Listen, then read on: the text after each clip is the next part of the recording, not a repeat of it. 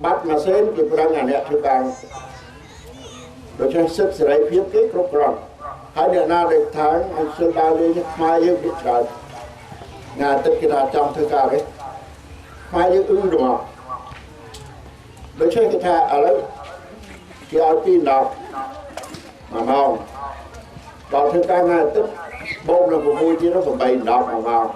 cái này khác đôi chứ ថ្ងៃទី16 ខែមករាឆ្នាំ 2010 ថ្នាក់ដឹកនាំគណៈបក្សសិទ្ធិមនុស្សមានលោកកឹមសុខា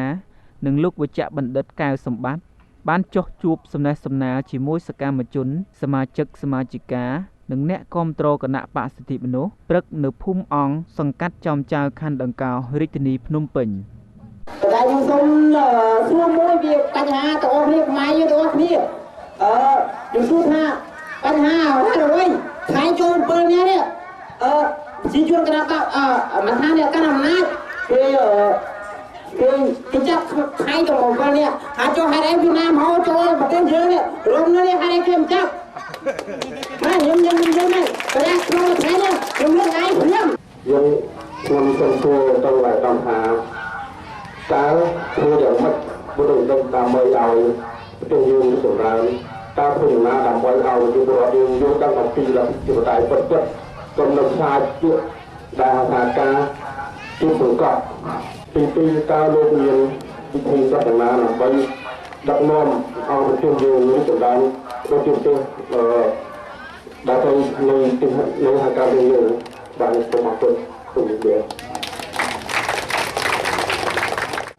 អរគុណដែលបានលើកឡើងនៅទុកកង្វល់ក្នុងនៅសំណួរមកនេះខ្ញុំដូចជាភាគច្រើនមិនទៅជាសំណួរទេច្រើនជាការលើកឡើងពីទុកកង្វល់ទេមកហើយ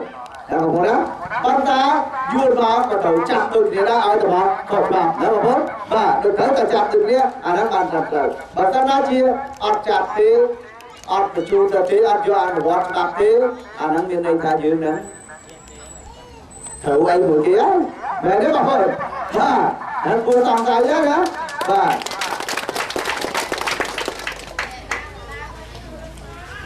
មួយគឺថាអ្វីបានជាខ្មែរយើងនឹងរករួមគ្នាណាចង់ថាគណៈបកសិទ្ធិមនុស្សឲ្យតំណាទីមនុស្សរួមគ្នាចុងក្រោយដល់ដល់តាមប្រជុំគណៈក្របក្តាប់ប្រជុំដល់ណាប្រជុំសិទ្ធិមនុស្សចាក់ម៉ោង1ដល់ម៉ោង2ប៉ុនមកប្រាប់ប៉ុនមកម៉ោង1ដល់ម៉ោង2ម៉ោង6ដល់ម៉ោង7ល្ងាចរាល់ថ្ងៃអត់ដល់អានណាទេហើយមួយណារហូតព្រឹកស្ដាប់ល្ងាចទៅរហូតល្ងាចស្ដាប់ព្រឹកទៅរឿងរួមនេះគណៈបកសិទ្ធិមនុស្សបានព្រមរួមឲ្យប៉ុនគណៈបកសំទីមិនទាន់ព្រម